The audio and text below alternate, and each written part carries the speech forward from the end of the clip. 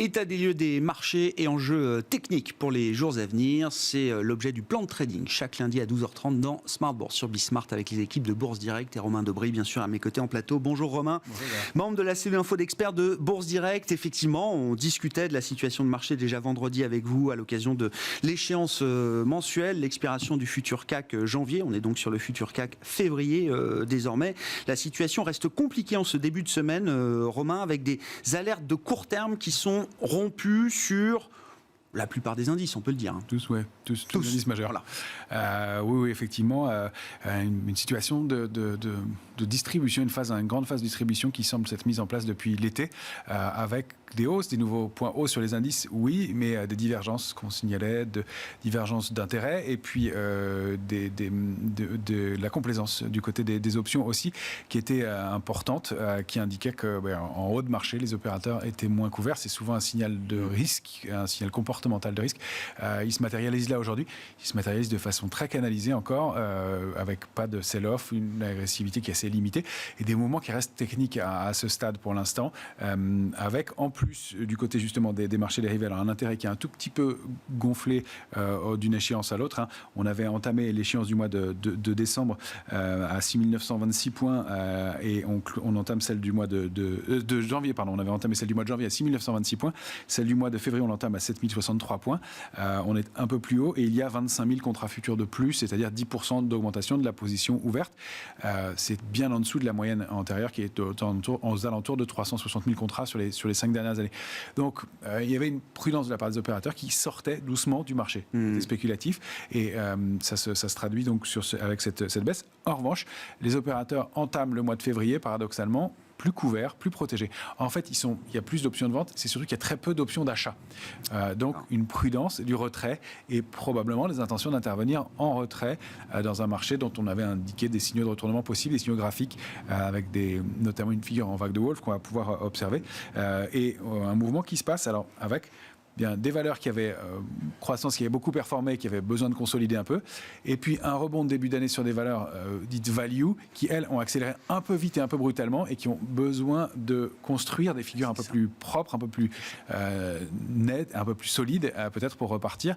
Pour l'instant, moi j'y vois juste un premier mouvement dans une vague de consolidation plus globale, un marché qui reste risqué, un marché de stock picking, mais quelque chose d'assez canalisé à ce stade. Si on prend les enjeux techniques, alors pour un indice qui a déjà bien avancé dans sa correction, c'est le Nasdaq, qui alors perd 10% depuis le début de l'année, qui a perdu 14% je crois par rapport à son précédent sommet de fin novembre, juste avant l'apparition du variant Omicron dans le radar des investisseurs. 14% de correction sur le Nasdaq. La question c'est de savoir, est-ce qu'on va chercher 20% de baisse, ce qui nous mettra en bear market, ou est-ce que 14% c'est déjà bien payé par rapport à la situation et l'environnement qu'on connaît. Que disent les graphiques et les enjeux techniques justement autour du Nasdaq, Romain? Qu'on flirte avec des alertes de moyen terme, que les futurs sont en train d'aller tester. C'est pas une très bonne configuration. On a la possibilité d'accélérer un peu à la baisse, effectivement, encore à la rupture donc de ces niveaux que j'ai pas sous les yeux à l'instant, mais qui sont situés à 14 000, aux alentours de 14 500 points, 14 450 points, qu'on est en train de tester là ce matin en futur.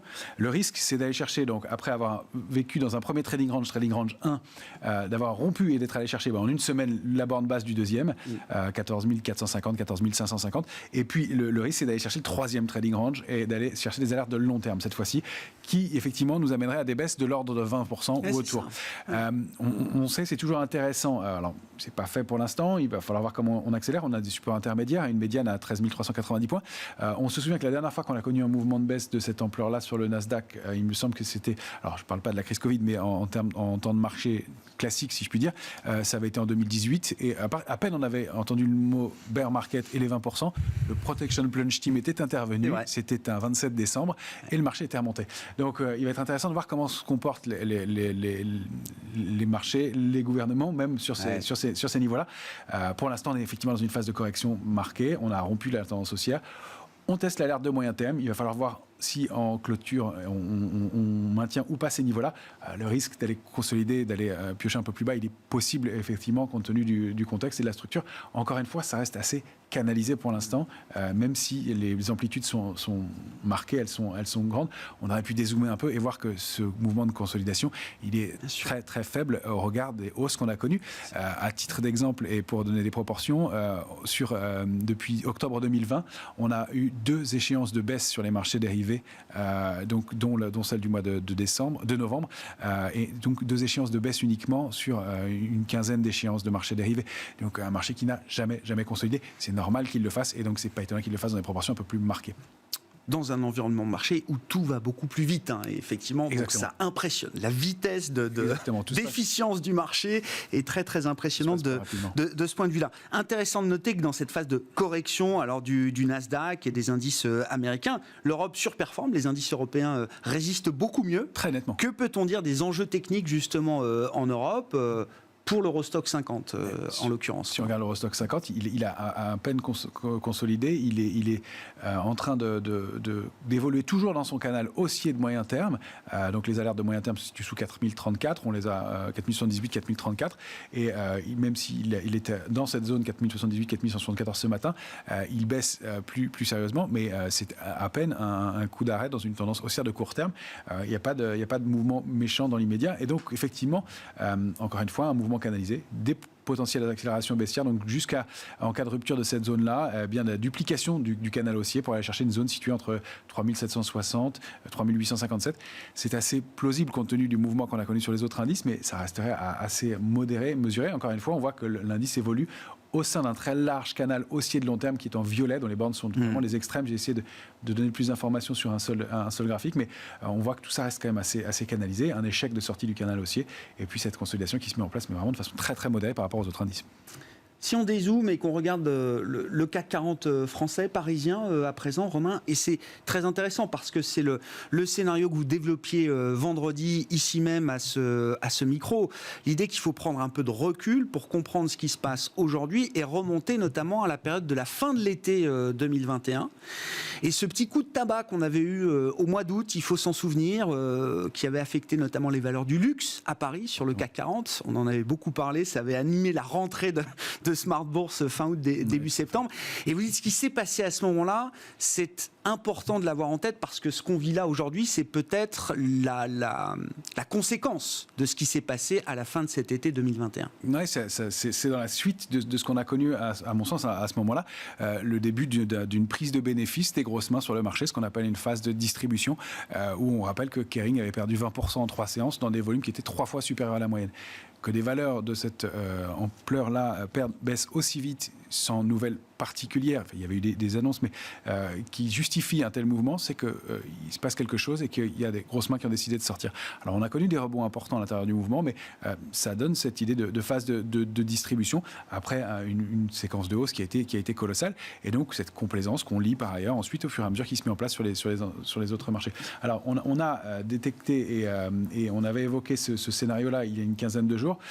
C'est le scénario d'un mouvement baissier avec une structure de retournement qui peut être haussière ou baissière. En l'occurrence, elle est baissière. C'est la vague de Wolf qui a fait la fortune de son inventeur, et qui est ce mouvement qu'on décrit en 5 vagues, dont la vague 4 vient s'arrêter au milieu entre la vague 1 au milieu de la vague 1 à 2, et qui nous donne un objectif baissier assez précis en général, qui est le bas de l'oblique formé par les points 1 et les points 4. J'espère que vous les avez bien à l'écran. Et donc, ça nous donne un niveau vraiment intéressant qui est la borne haute du canal haussier de long terme actif depuis 2011 et qui est située aux alentours de, alors selon le moment, elle va le toucher, entre 5500 et 5600 points, donc qui est le bas de ma flèche en tiret bleu. C'est vraiment un mouvement qui est assez important. On le mettait entre parenthèses tant que 7100 était préservé. 7100 est rompu, c'est notre alerte de court terme. On voit qu'on a accéléré assez rapidement pour aller tester des niveaux d'alerte proches maintenant de 6830. C'est un graphique hebdomadaire qui a été édité hier soir. Donc on n'a pas la baisse de ce matin, mais elle s'approche de cette zone de concentration d'options qui est vraiment intéressante. 7700, 7800 points, où on a pas mal d'options aussi qui pourraient être un moment d'arrêt dans ce mouvement de baisse, peut-être pour aller chercher un peu plus bas et donc aller chercher cette zone et cette vague de Wolf. Donc ça reste un mouvement assez canalisé, ça reste la borne haute d'un canal haussier qu'on a débordé, qu'on irait chercher, et une cible qui donne un mouvement de baisse qui reste somme toute modérée, de l'ordre d'une dizaine de pourcents en tout sur l'indice parisien, ce qui n'est pas démentiel compte tenu de l'accélération haussière qu'on a connue. Donc il y a effectivement cette phase de distribution. Alors, ça pourrait être, et c'est là où on fait des projections un peu plus lointaines, mais la première vague d'une phase de correction en A, B, C, la première vague étant la vague A, dans laquelle nous serions en ce moment, avec un rebond potentiel à venir, peut-être après cette phase de correction, pour former une vague B, une vague de rebond avec de l'intérêt à nouveau, et d'aller consolider sur des valeurs qui sont montées peut-être un peu vite, un peu brutalement. Je pense à des valeurs comme Thales, qui est très en retard, qui ont été recherchées en début d'année, mais qui sont montées un peu brutalement et qui n'ont pas construit des figures de retournement haussière assez solides et qui consolident ce matin, mais qui font partie des titres solides. On voit qu'il y a pas mal de titres au sein de l'indice parisien qui sont dans le rouge, dans le vert aujourd'hui, malgré la baisse qu'on connaît. Alors, il y a des annonces. Orange, il y a une nomination. Renault a un plan dans l'électrique, mais on voit qu'il y a de l'intérêt. C'est pas un sell-off global. On vend pas tout le marché. On fait de la discrimination. Et même les titres qui étaient en retard et qui baissent un peu aujourd'hui, baisse moins que les autres et la prise de bénéfices était assez légère. Il y a des choses techniques qui se passent dedans, mais il y a probablement encore de l'intérêt sur pas mal de titres, pas mal de valeurs et pas mal de secteurs. C'est pas une capitulation totale, c'est pas une panique générale, c'est une phase de distribution, c'est compliqué, il y a des grands écarts, mais vous dites qu'il y a encore des intérêts ciblés ici et là. Et il y a matière à naviguer, tactiquement en tout cas, dans cette phase de marché. Probablement. On voit qu'il y a toujours cette volonté d'achat sur repli. Il y a du cash disponible. On sait que les gestions ont reçu, ont ouvert de nouveaux comptes. Ils s'attendaient à des points d'entrée. Ils ne vont pas se précipiter dans un marché à 7350 points en début d'année. Ils ont été chercher des poches en retard. Et là, on a une phase de baisse qui est en place. Il n'y a pas de signaux de retournement dans l'immédiat. Donc on attend, on regarde un petit peu. Et les techniciens et les chartistes sont tous derrière les écrans pour donner un peu des points d'entrée et des niveaux. Donc on les a identifiés. Sur les options, c'est très intéressant. Il y a cette zone 6007, 7008, 6008 pardon, qui est dense en option. Après, il n'y a pas grand-chose jusqu'à 6004, 6005. Donc notre cible de Wolf est vraiment bien encadrée entre 6005 et 6007. Il y a de bonnes chances qu'on aille chercher cette baisse-là. En dessous de 6005, ce serait plus gênant parce que 6004, parce qu'il n'y a plus vraiment de position d'option, mais encore une fois, une position d'option assez light. Il y a 25 000 contrats d'options ouverts. D'habitude, on est en table mois avec 30-35 000 options. Donc, un marché qui se laisse le champ ouvert aussi. Sur le plus court terme, là, si on regarde le futur CAC février, désormais, pour les prochaines heures, les prochains jours, Romain, où se situent les enjeux ? Alors, c'était 952 le premier enjeu ce matin, on l'a enfoncé. On est allé chercher un niveau intermédiaire situé un peu au-delà de 6900 points. On retrouve notre zone 6828, 6862. C'est le haut de la borne où on est couvert en option. Et puis, il y a le canal haussier de moyen terme au sein duquel on évoluait. Donc, ça donnerait une zone 6571, 6600 points, qui pourrait être une zone cible et effectivement qui colle avec notre niveau de vague de Wolf. Il faudrait vraiment repasser, alors au-delà de 7010 bien sûr pour neutraliser les choses, c'est vraiment au-delà de 7100 qu'il y aurait un coup d'arrêt dans la baisse. Pour réactiver une dynamique haussière, il faudrait passer 7240, on en est très loin dans l'immédiat. On note que c'est toute cette zone dans laquelle on est maintenant à la rupture de 7098 qui n'était pas étayée. On était monté sans soutien du côté des marchés dérivés, ça donnait une zone de risque, on est dedans et on descend assez rapidement à l'intérieur. Un mot rapide pour finir, Romain. Le Brésil vous intéresse ? Pourquoi ? Oui, parce qu'on cherche des poches d'intérêt, des marchés qui surperforment. Et on avait parlé de l'Asie, de la Chine, qui offre des sources d'intérêt. J'ai choisi le graphique du Bovespa, de l'indice brésilien, sous forme d'un panier de valeurs. Effectivement, il a rebondi sur un support 2 fois à 13,54. Et il y a un potentiel de hausse à court terme de 3-4% pour aller chercher 16,28. Puis l'extension, soit aux alentours de 17-18. Pourquoi pas aller chercher le haut du range à 19,30. Il se passe quelque chose, ça se retourne vraiment sur cet indice-là. Donc il y a de l'intérêt. Il y a des poches d'intérêt encore sur certains marchés, sur certains indices, malgré ce qu'on constate chez nous en Europe aujourd'hui. Merci beaucoup Romain. Le plan de trading avec Bourse Direct chaque lundi à 12h30 dans Smart Bourse sur Bismart.